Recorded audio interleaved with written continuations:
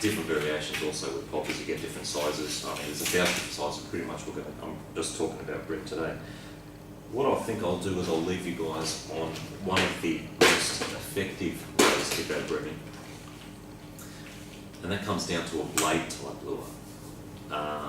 There's again 1,000 different variations of a blade. You don't want to go out and buy blades that are the size of a boat, because a bream's just not going to take it. They may look at it, they may have a bit of a giggle about it, they're just not going to take it. Now, what types of blades are there? Many different types, and that's the truth of the matter. We've got blades. This is a Strike Pro blade. I like them. They've got a fantastic little action to them. Like I said, you can get variations of the Strike of this type of blade, varying up to $30 odd. I think the Strike Pros are around about the $15 odd mark, something like that. Looks like a fish. When it comes up, it actually shudders as you lift your rod tip very slowly. You let this thing hit the bottom, depending on where you're fishing, obviously.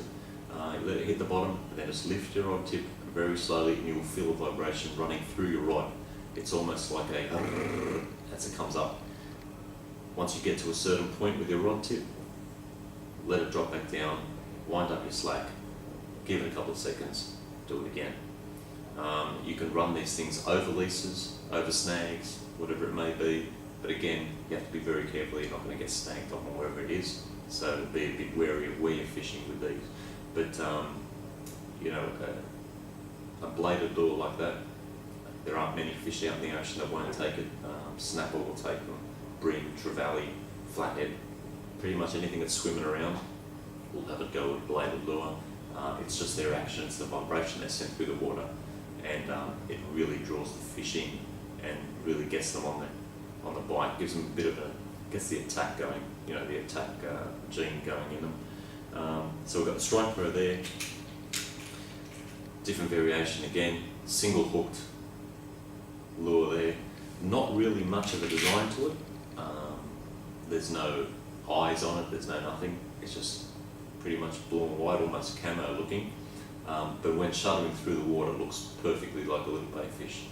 Single hook at the back, no barb on it, very good for an easy release. The other variation of a blade is something that's just come out recently. Nice little plastic soft hard body on that. However, you can see it's just a tiny little, almost looks like a fish with its tail cut off, but they have fantastic action. Very slow sinking, which is the difference between a metal bladed lure and a hard body plastic lure like that. Why do you want a slow sinking one? Well, again, you're going to give that flutter over a lease or under a snag, wherever you may be fishing for it, and it gives that lure time to head down to the bottom and the fish time to actually come out and take a swipe at it rather than just shooting straight past the strike zone. Phone's going hard fast today.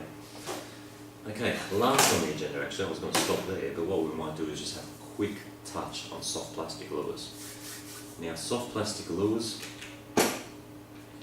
are either a lot of people's best friend, but I also know a lot of people that can't stand them and think you can't catch anything on them. That is way wrong. You can catch pretty much anything you want on a soft plastic lure. Now, there's different types of soft plastics and jig heads to go with them, but again, we're just going to go for bream at the moment.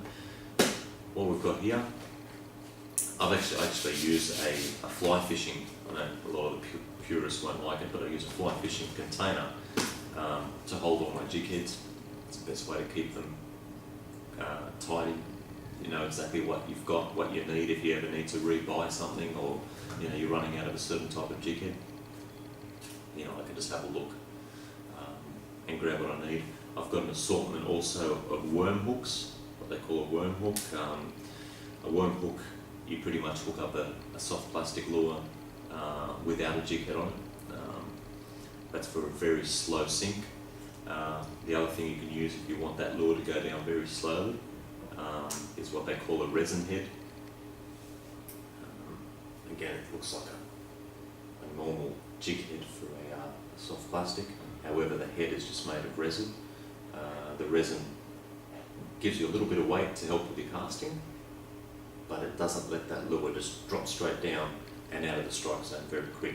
Gives it a bit of time just to flood down as it goes past a lease or a snag, and the fish normally will come out and have a hit at that. The resin heads are a little harder to use. You always have to be careful when you are using soft plastics to always keep an eye on the line coming back onto your reel. And the reason being is when you're using soft plastic lures, you don't have that added weight that all the other lures will give you to keep that line nice and tight on your spool. And what people tend to do is get a lot of wind knots, and a wind knot is when you go to cast and you have a whole lot of line coming off. But if you keep an eye on your spool, get your technique correct, and that will come with practice, you'll find that over time you bring that lure in, and just getting your technique right, so as that lure is dropping, you're picking up that slack, you'll find that that line stays reasonably tight, and every 10 odd casts, maybe sometimes less depending on how well you're going, you can actually just cast that lure out, grab your line on your rod, give it a wind, tighten that lure up, tighten that line up, or just cast it out, let it drop down a bit and retrieve it nice and quick, get that line nice and tight again on your reel. Now when it comes to brimming, soft plastics, you can go forever.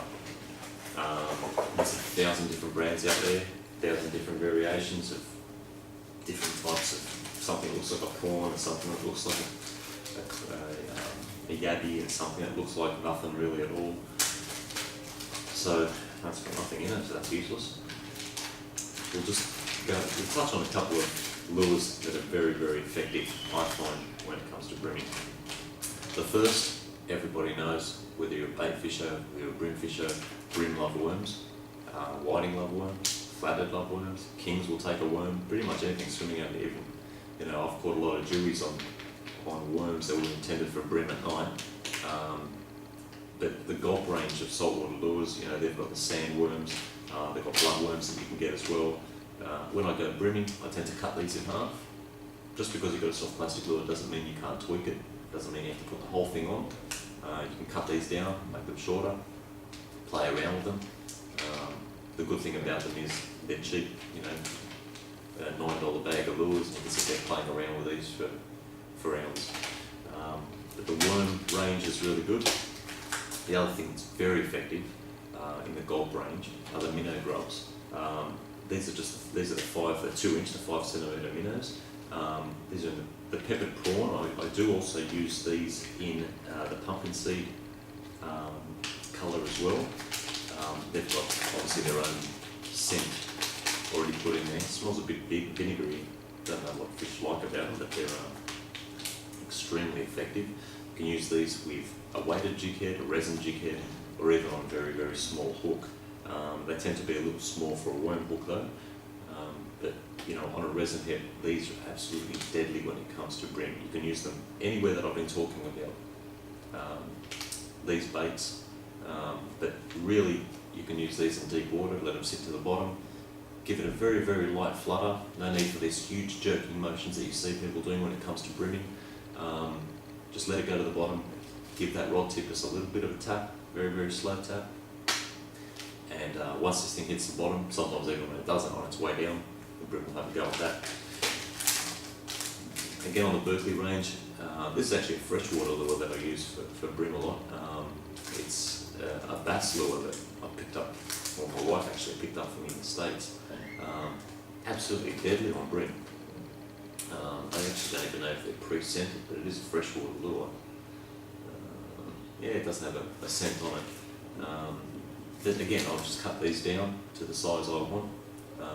They're a lot harder wearing, these lures. They don't fall apart. They're not as biodegradable as the gulp ones, and you'll find that when you do put, these are the saltwater ones, when you will find that if you have this on the jig head and you leave it out in the sun for a little bit too long, they'll just become like a little rock, and it's very hard to take off, so take them off if you're not using them. But yeah, little worms like that. This one's again a pumpkin seed, just a dark colour. Fantastic for bass, EPs, pretty much anything again will take that. And then, there's a thousand. I do like the Janiki range as well. The Janiki range of baits, of soft plastics. But again, just like little grub lures for bream, something that looks like, a half worm or, a little wounded fish just swimming around. Fantastic. But, Berkeley make 1,000 different ranges. Pretty much what you have to do though is just go out there and have a go. But like I said, you don't want to grab lures that are the size of the earth and try to catch a bream because it's just not going to happen.